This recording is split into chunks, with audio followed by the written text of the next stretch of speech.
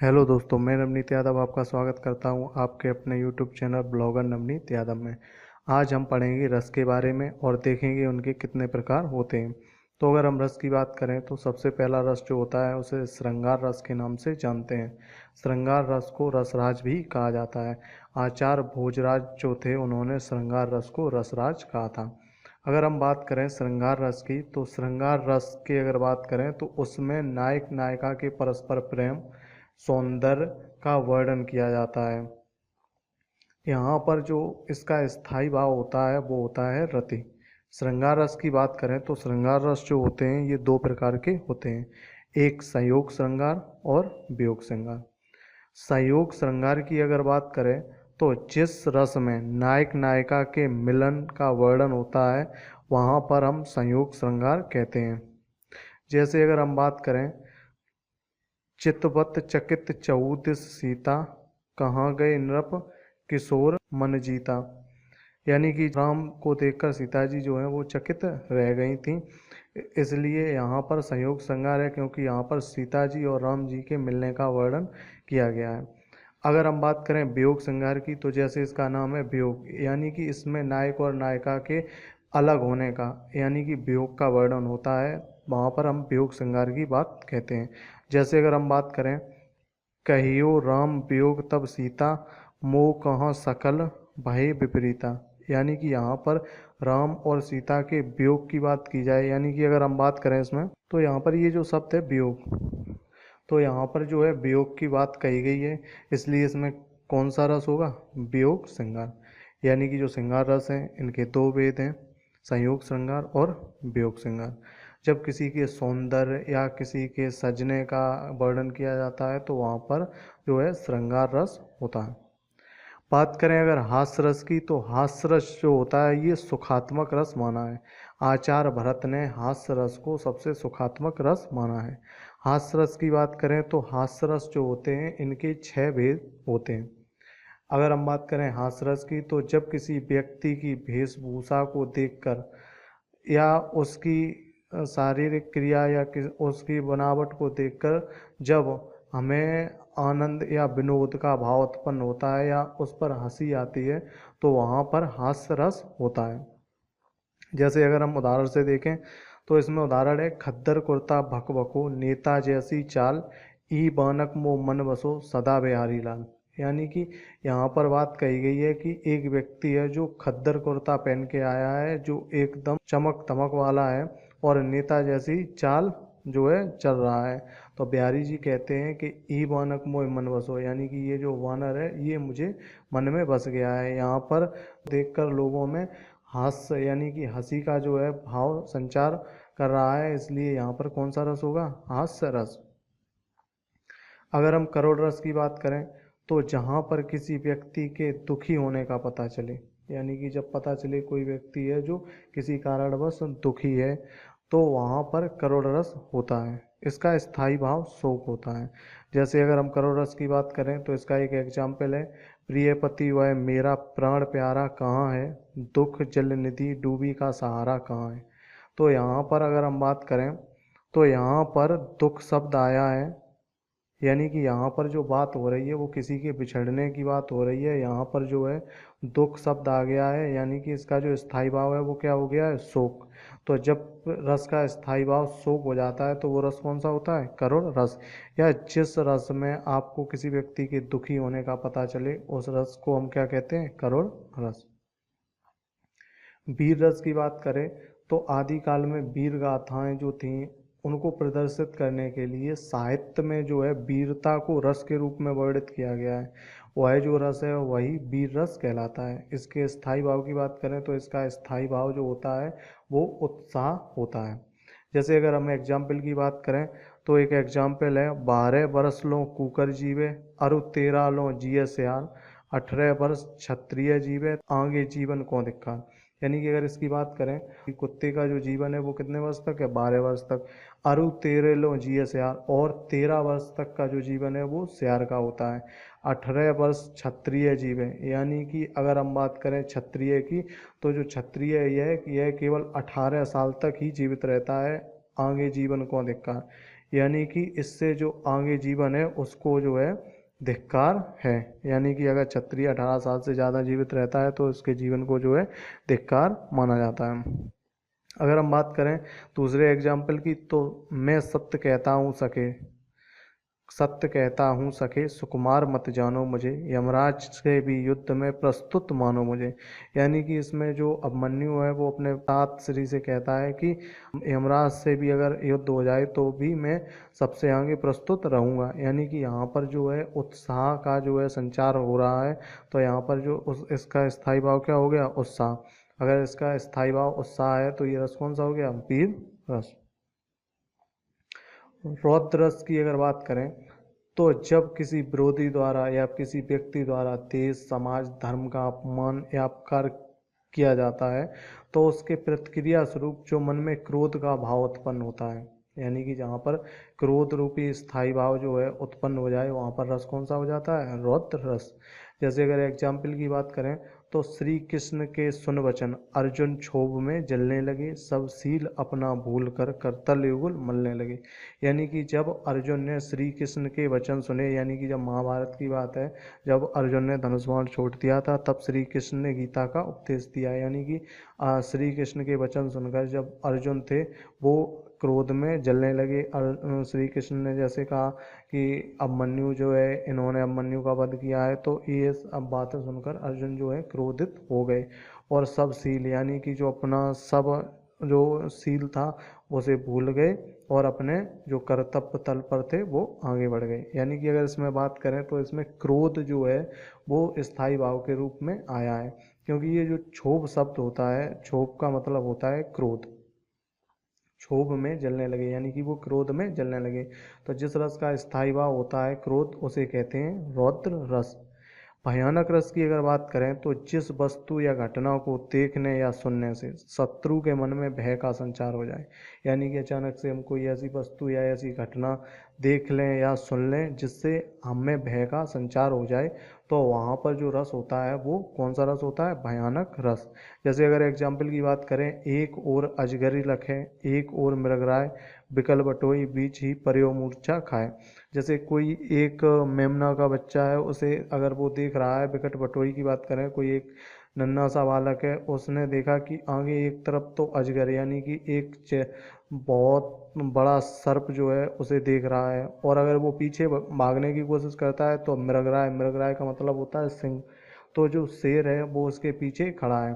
तो इस हालत को देखकर जो वो बटोई बीच में है वो वहीं पर मूर्छा खाकर गिर गया। यानी कि इसमें जो है उसको भय लग गया इस हालात को देखकर। तो जिस भी रस का स्थायी भाव भय होता है उसे हम क्या कहते हैं, भयानक रस। अब अगर हम बात करें विभत्स रस की, तो वे बातें या घटनाएं जिनको सुनकर या देखकर घृणा का भाव मन में उत्पन्न हो। यानी कि जिनको हम देखें सुने जिन्हें जुगुप्सा या घृणा का भाव उत्पन्न हो जाए, वहाँ पर जो रस होता है वो कौन सा रस होता है, विभत्स रस। जैसे अगर हम एग्जाम्पल की बात करें, सिर पर बैठियो काग आँख दो खात निकारत। यानी कि किसी व्यक्ति है या कोई बॉडी है जो लाश है, मृत जीव है, वो पड़ा है, उसके सिर पर एक कौवा या बैठकर जो उसकी गिद्ध उसकी आँखों को जो है वो निकाल रहा है, खींचत सिहार अतई आनंद भारत। और ये लोग जो सिहार हैं उसकी जो जीभ है उसको खींच के ले जा रहे हैं या आनंद को धारण कर रहे हैं, यानी कि उन लोगों की पार्टी चल रही है।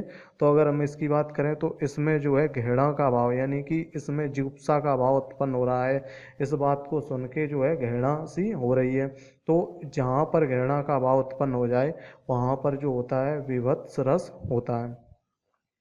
अगर हम बात करें अद्भुत रस की, तो अद्भुत रस होता है कुछ ऐसी घटना जो इस लोक की ना हो, यानी कि जो इंसान के बस के बाहर हो, या ऐसे दृश्य जिन्हें देखकर इंसान जो है विश्वास ना कर सके या मन में विस्मय का भाव उत्पन्न हो जाए, तो वहाँ पर कौन सा रस होता है, अद्भुत रस। यानी कि जब हम कोई ऐसी वस्तु या ऐसी घटना देखते हैं जो इंसान की क्षमता से बाहर है, तो वहाँ पर जो रस होता है वहाँ आश्चर्य का भाव उत्पन्न हो जाता है, और जहाँ विस्मय का भाव उत्पन्न हो जाए वहाँ पर कौन सा रस होता है, अद्भुत रस।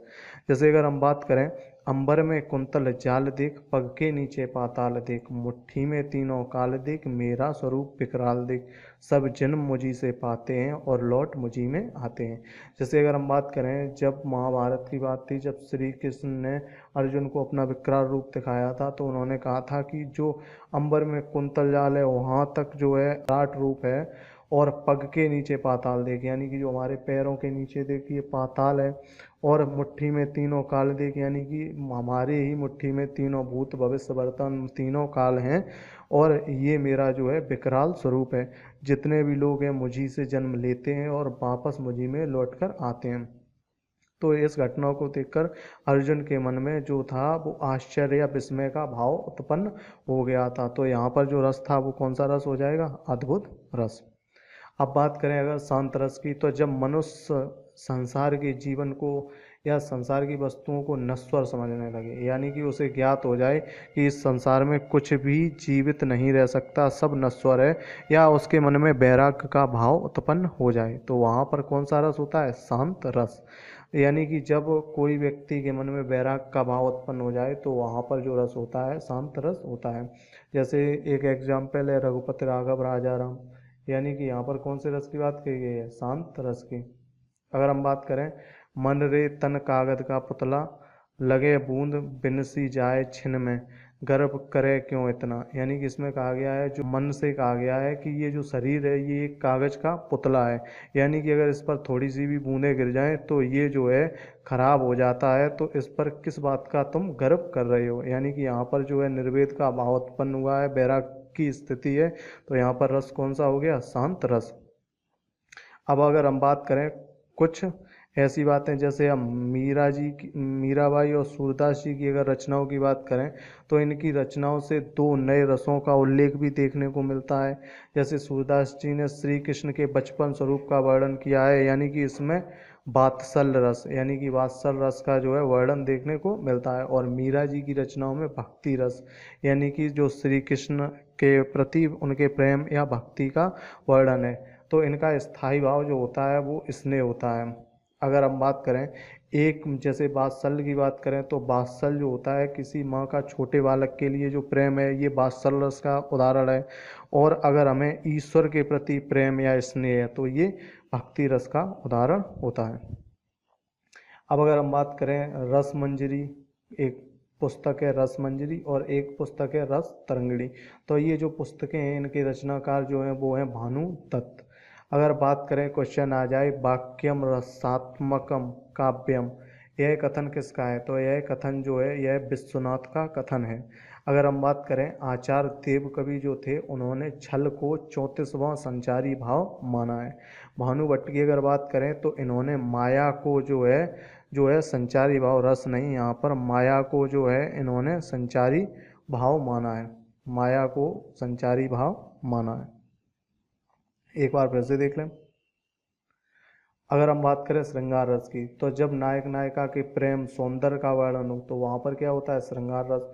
और जो श्रृंगार रस होता है इसे आचार्य भोजराज ने रसराज कहा है। ये दो प्रकार के होते हैं, संयोग श्रृंगार और वियोग श्रृंगार, यानी कि जब किसी के मिलने का वर्णन हो तो वहाँ पर संयोग श्रृंगार, और जब किसी के वियोग या बिछड़ने का वर्णन हो तो वहाँ पर वियोग श्रृंगार होता है।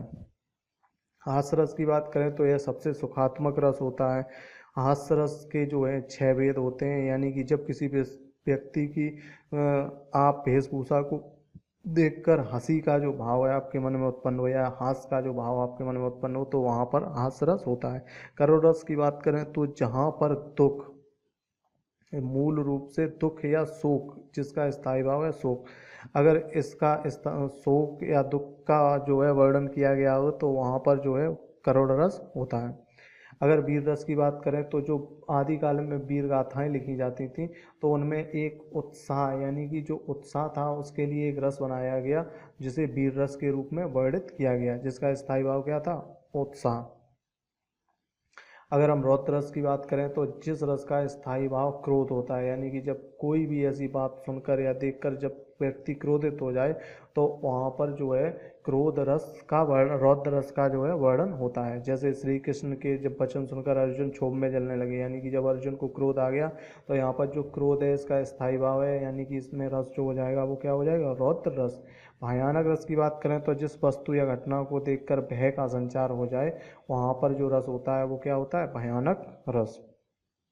विभत्स की बात करें तो जिस वस्तु को देखकर सुनकर घृणा का भाव उत्पन्न हो मन में, तो वहाँ पर होता है विभत्स रस, यानी कि उससे जो है घृणा हो जाए किसी बात को सुनकर, तो वहाँ पर विभत्स रस होता है। अद्भुत रस की बात करें तो ऐसा जो इस लोक का न हो या मानव की क्षमताओं से बाहर हो, ऐसे कार्य को देखकर जब आश्चर्य या विस्मय हो जाता है, तो वहाँ पर जो रस होता है वो अद्भुत रस होता है। अगर शांत रस की बात करें तो जब मनुष्य में वैराग्य की स्थिति उत्पन्न हो जाती है, तो वहाँ पर जो रस होता है वो कौन सा रस होता है? शांत रस। अगर हम बात करें दो नए रसों की, तो मीराबाई और सूरदास की जो रचनाएं हैं इनमें दो नए रस वात्सल्य और भक्ति रस को देखने के मिलते हैं। वात्सल्य की बात करें तो किसी माँ का उसके बालक के लिए प्रेम, ये वात्सल्य का उदाहरण है, और किसी का भगवान के प्रति स्नेह या प्रेम, ये भक्ति रस का उदाहरण है। अगर हम बात करें भानुदत्त की पुस्तकें कौन सी हैं, तो रस मंजरी और रस तरंगिणी, ये पुस्तकें किसकी हैं? भानुदत्त की। अगर बात करें कि वाक्यम रसात्मकम काव्यम, ये वाक्य कथन किसका है, तो यह कथन है विश्वनाथ का। अगर पूछा जाए किसने छल को 34वां संचारी भाव माना, तो आचार्य देवकवि जो थे इन्होंने छल को 34वां संचारी भाव माना। भानुभट्ट की बात करें तो इन्होंने माया को है संचारी भाव भी माना है, यानी कि इन्होंने माया को संचारी भाव माना। अगर आपको वीडियो अच्छा लगे तो लाइक करें, शेयर करें और चैनल को सब्सक्राइब करें।